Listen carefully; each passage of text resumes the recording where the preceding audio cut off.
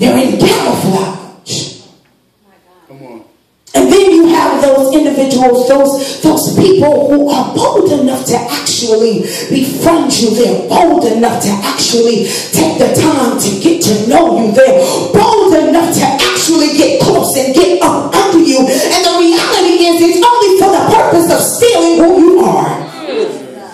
It's only for the purpose of stealing your identity. They begin to engage in conversation about you, and they want to know about your mama, and they start asking about your daddy, and they want to know, where did you go to school? What did you study? What year did you graduate? Did you play any sports? Was you a cheerleader? Was you in the honor society? Was you on the honor roll? Who were you back in the days? I need to understand who you are. And you think, my God, this person is so nice, and they want to know about me. They care about me. Oh my God, they have my interest. But what you fail to understand is this fool done been on Facebook. This fool done been inboxing people that you have mutual friends with. Now they're befriending people that you're friends with, and you think, wow, we really have a lot in common. But the truth of the matter is their only attempt is to become who you are. Right now.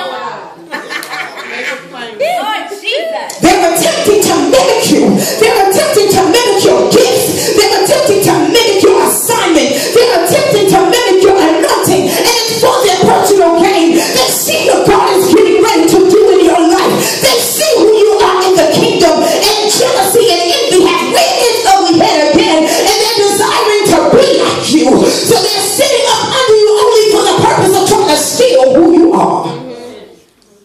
That's good. Identity theft.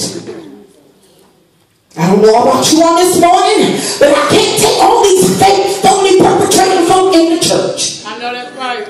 Not in the church. Not in the church. Jesus. I didn't do fake and phony when I was in the world. I sure didn't get saved to do fake and phony in the church. Damn, you talking good.